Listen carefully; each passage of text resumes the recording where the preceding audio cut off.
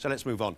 As I imagine everyone knows by now, the Oscar nominations were announced in Hollywood yesterday. Last year, the independent sector won nearly everything, and the Hollywood studios almost nothing. So this, it was thought, would be the year when the empire strikes back. But it didn't work out that way. Apart from the record equaling 14 nominations for Titanic, which was funded jointly by 20th Century Fox and Paramount, it was again independent productions that dominated the list. However, here in New York to discuss all this is Tom Brook, brought to us by the miracle of satellite. So then, Tom, what's the reaction over there in America? I imagine that the success of the Titanic is not a complete surprise to anybody.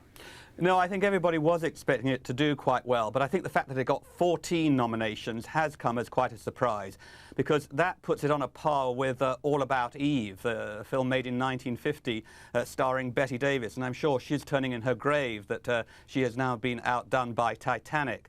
The number of nominations has come as a surprise, but basically there's a lot of momentum for Titanic right now. The media hype is at full pitch, and I think these nominations are going to ensure that the film does pass the $1 billion mark at the box office. It's amazing, isn't it? Because All About Eve was a much, much better film, but never mind, that's going back in time. One thing I'm quite pleased about is that Cameron didn't get the Best Screenplay nomination, because I thought the script was quite the worst thing about the film. Yes, I think people in the Academy do have some misgivings about giving a large number of nominations to what is the most expensive film ever made. And I think that point you make is very well taken. It was denied a screenplay nomination, and I think there are people in the Academy who feel, I think like you, Barry, that the story was rather weak. But I think they felt they had to go with this film because the special effects are so impressive. The other thing that strikes me immediately about the nominations is that, once again, it's the independent productions that seem to be picking up most of them. I think that that is true to some extent, but and a very good example of that is The Full Monty, because The Full Monty got 4 nominations, and I think that really did surprise everyone in Hollywood.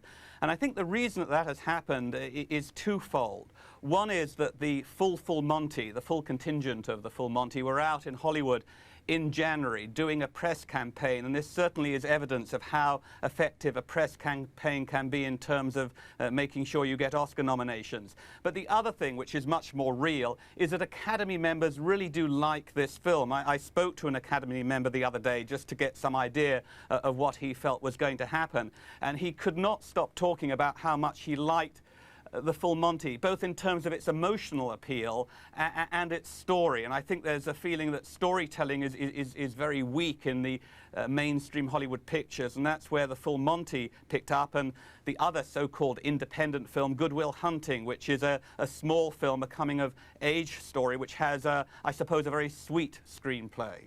It's been a very good year, nomination-wise anyway, for the Brits, because in the most publicised categories we picked up at least 10.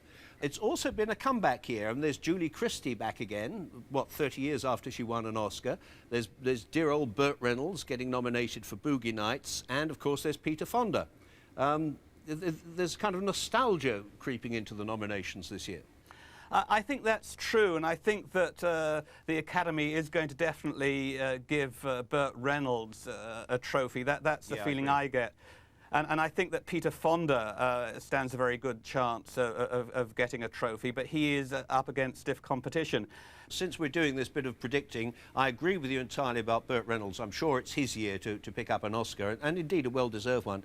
I also have a feeling that Titanic is going to be named Best Picture, though it most certainly isn't, and LA Confidential should be. And my third prediction is that in the Best Actress category, where there are 4 British nominees, I bet the Academy members on the night give the award to the only American among them, Helen Hunt. You could be right about that, Barry. The thing is, it all depends how much Hollywood wants to recognise its own product. There's a return this year to really recognising homegrown product, as opposed to last year when it went to independent films. But I think that Dame Judi Dench may actually bring home the gold for Britain for her role portraying Queen Victoria in Mrs. Brown.